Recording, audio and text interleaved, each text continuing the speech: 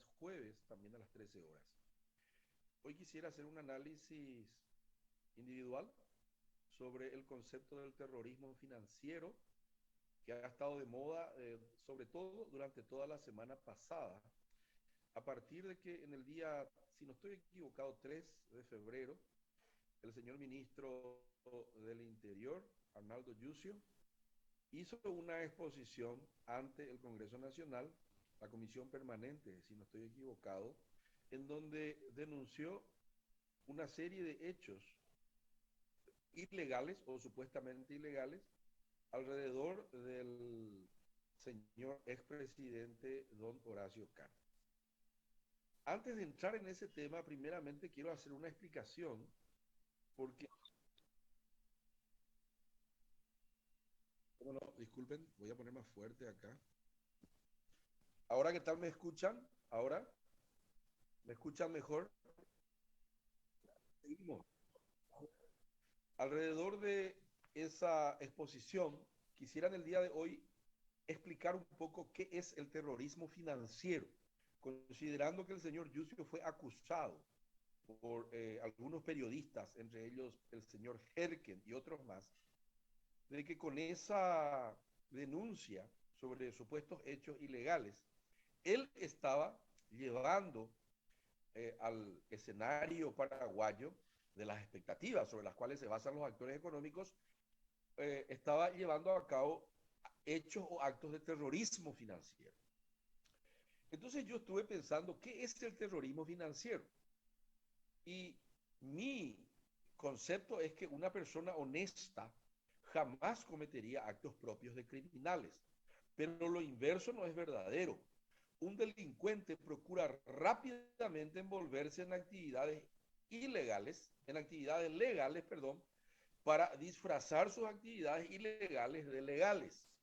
Entonces, el terrorismo financiero, en mi punto de vista, es el proceso por el cual se busca introducir en la estructura económica y financiera de un país recursos, anoté acá, dinero, bienes, efectos, ganancias, provenientes de actividades ilícitas o de delitos precedentes con la finalidad de darles una apariencia de legalidad, con la finalidad de que parezca que es legal algo que es ilegal. Eso es lo que, en eso consiste el terrorismo financiero.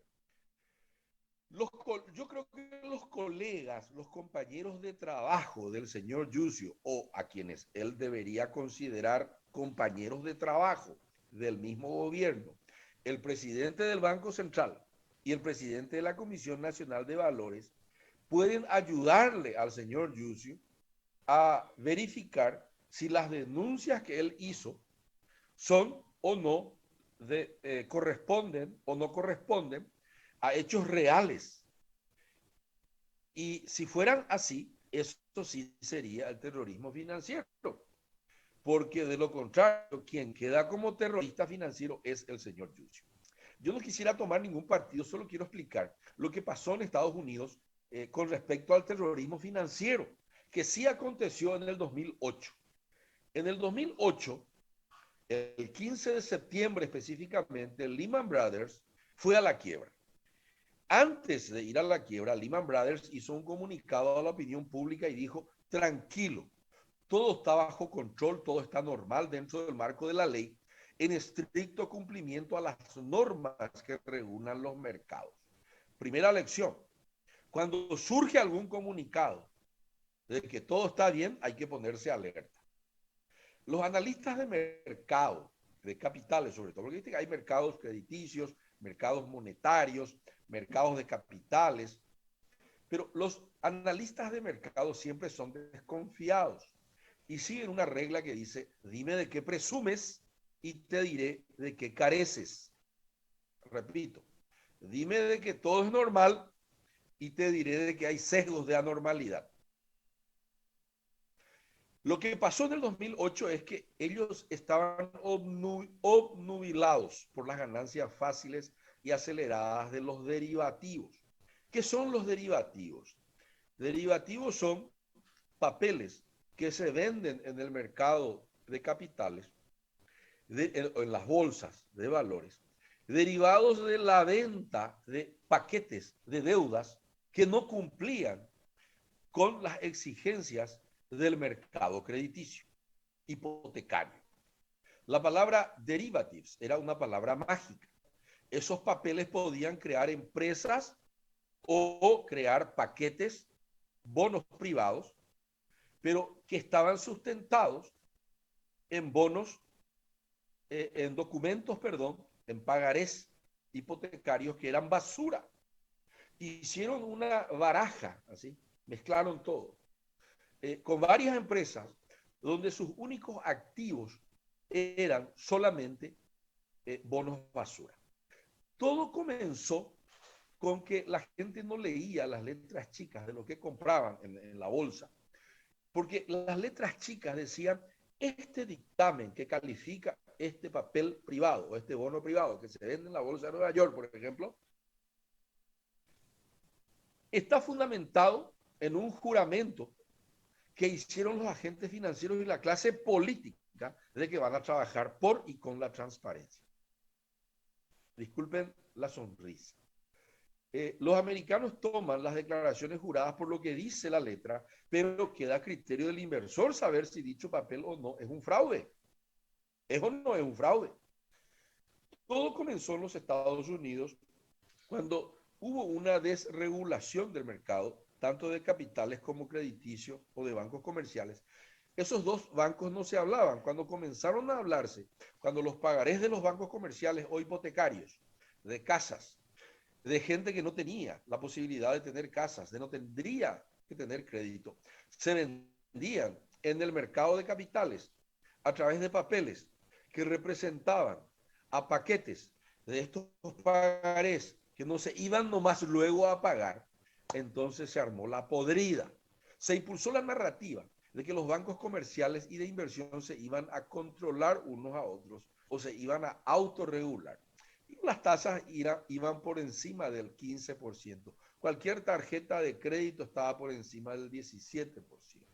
La desregulación iba a sustituir a la burocracia estatal que se agigantó en los Estados Unidos con el pasar de los tiempos.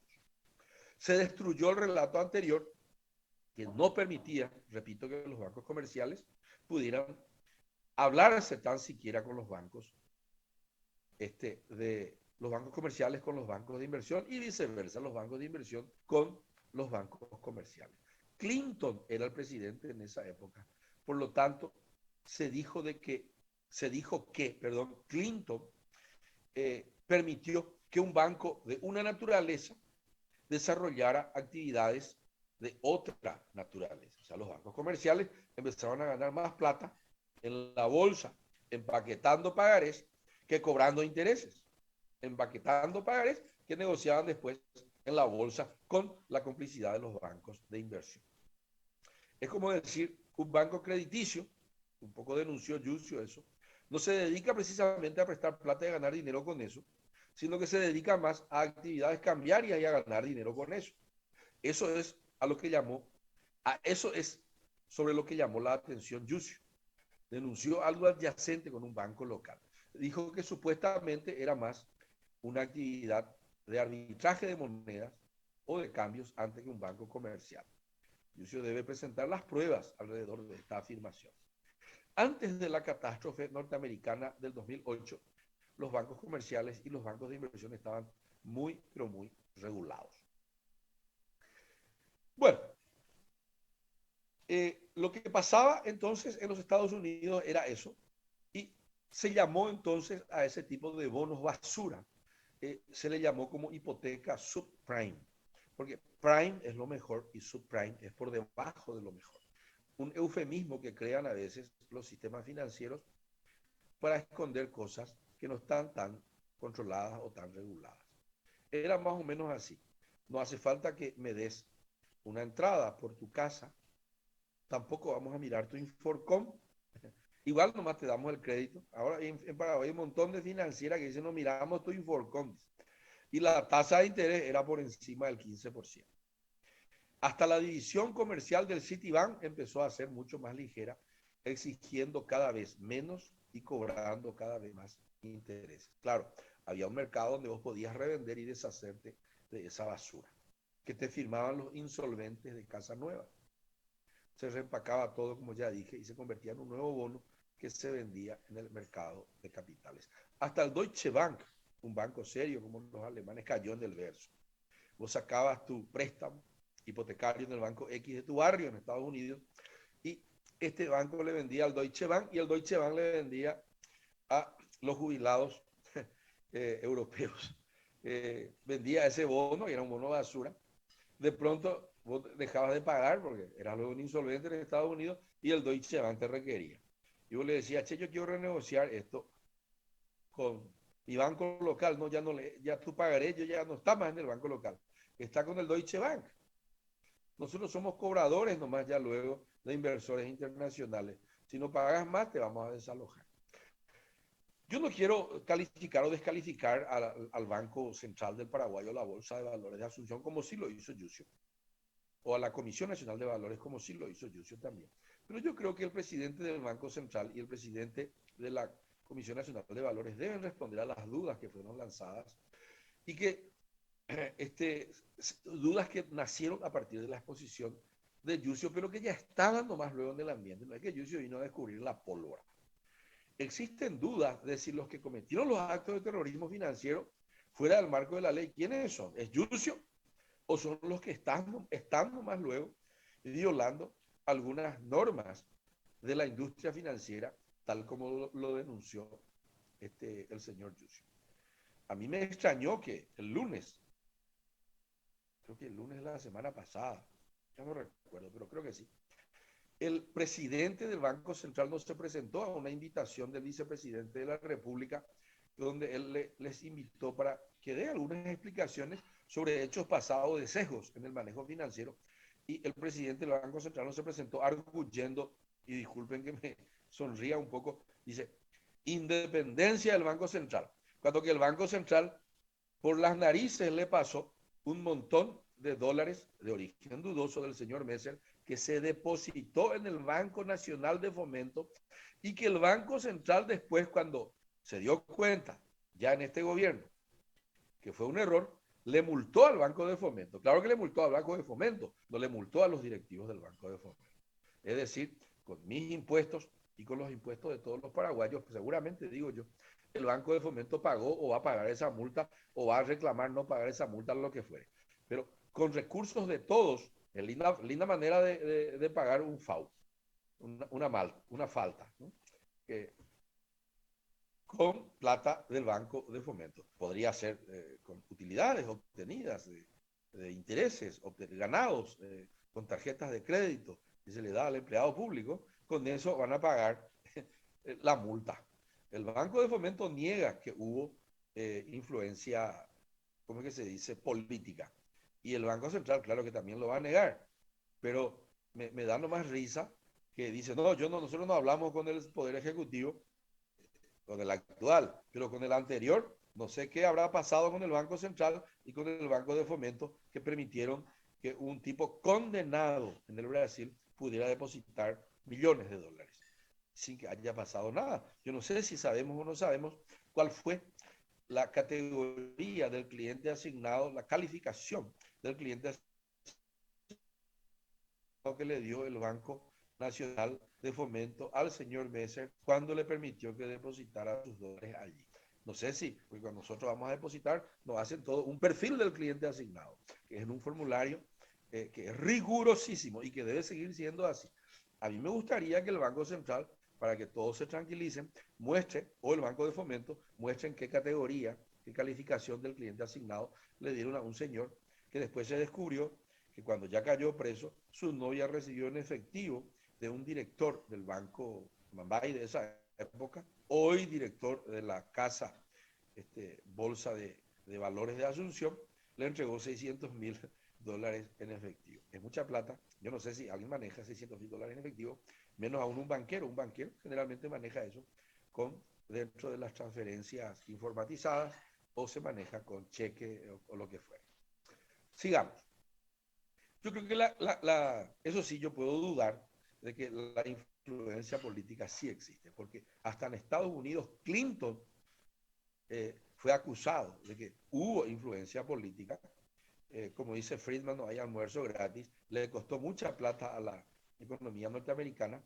La Security Exchange Commission, que es la SEC, y la Reserva Federal, hicieron laxos los controles, como yo creo que también acá pudo haber.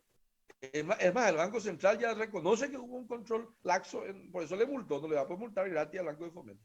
Hubo controles laxos y se descompuso todo.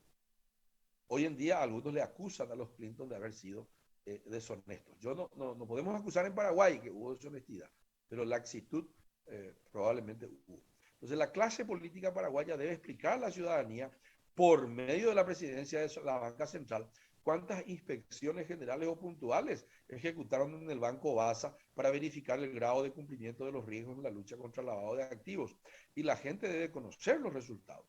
Además, me han pasado acá, hay una resolución 7 conforme al acta 57 del 14 de agosto del 19 que dice que cuando algo ya es muy grande, un grupo económico ya es muy grande, sus balances deben ser análisis consolidados de todas las empresas, de todas las empresas.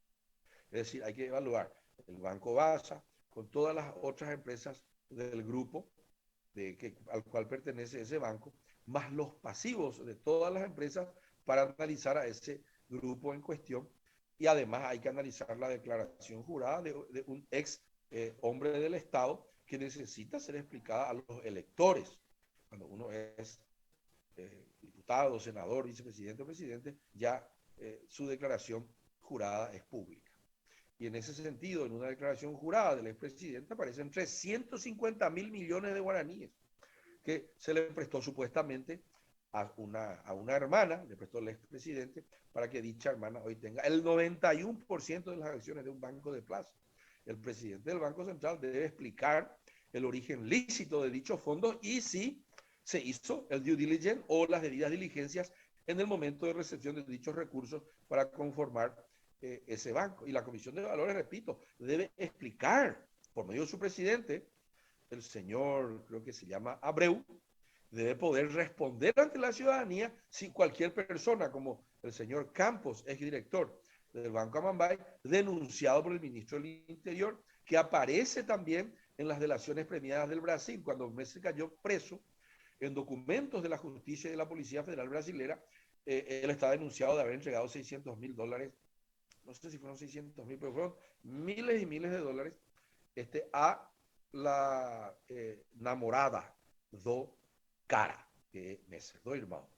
Entonces, volviendo a la banca central, también yo pregunto ahora en este programa que hay unas supuestas boleteadas entre Grendahue, FE, Uniexpress y Norte, casas de cambio financieras y clientes que compran, venden reales y después dichos reales venden finalmente a un solo banco, que es el Basa. Hay que ver si eso no es para esconder hechos ilícitos, porque esa es la sospecha. Nada está definitivo, pero hay que verificar qué inspecciones ya se hicieron a estas casas de cambio y a los bancos, entre ellos este banco que cite, que pudieran estar relacionados con estas boleteadas, con estas casas de cambio. Yo también pregunto, ¿para qué es lo que una financiera compra y vende con algunas casas de cambio reales en efectivo y terminan vendiendo a un solo banco? Hay que ver si eso es cierto o si eso es mentira. Y llego a la conclusión y cerramos el programa. En Paraguay, creo que la otra vez una persona cayó preso por lavado de dinero. Yo solamente les quiero contar que en la Argentina un caso muy grande es Lázaro Báez, ligado a un gobierno que ya se fue y que ahora volvió otra vez, fue condenado a 12 años de prisión por lavar 55 millones de dólares y por corrupción. En Estados Unidos hay, voy a contar acá, 35 banqueros presos por delitos dentro del fraude del 2008. O sea que el terrorismo financiero no sale gratis. Bernanke dijo que la crisis del 2008 era la peor en la historia de la humanidad, superior en cuanto a caos que se transmitió a la economía real del sector financiero, peor que la de 1929. Quiere decir que dejar pasar o dar mucha flexibilidad al sistema financiero es dar mucha flexibilidad a el control en la industria de la aviación. Un día puede haber un accidente muy grande. Las dos industrias más reguladas del mundo son la aviación y el sistema financiero. ¿Por qué? Y por razones obvias. Por razones obvias. No hay ni por qué explicar. En España hay más de 250 banqueros condenados luego de la crisis del 2008. Hay 5, por ejemplo, de Nova Galicia, que ya están en Cana, en la cárcel. Directores del Bankia y del Mediterráneo, también condenados, ya dije, en el argentino Báez, Lázaro Báez, de la Argentina, perdón, y en USA, 35 presos. En Francia, el poderoso banco UBS de Suiza fue multado por 3,7 mil millones, 3.700 millones de euros por lavado de dinero y captación de fondos ilícitos.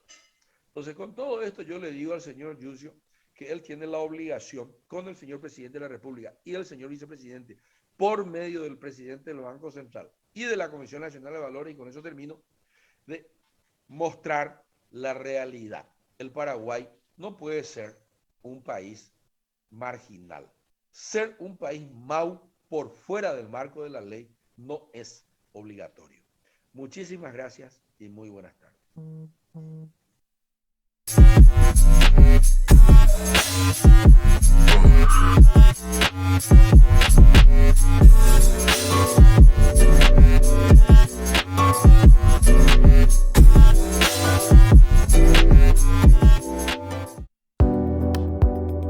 Enamórate de lo legal. Cuando elegís una marca legal, no solo optás por lo mejor, estás apoyando la economía formal, la que genera empleo, aporta el fisco y cumple con la legislación laboral.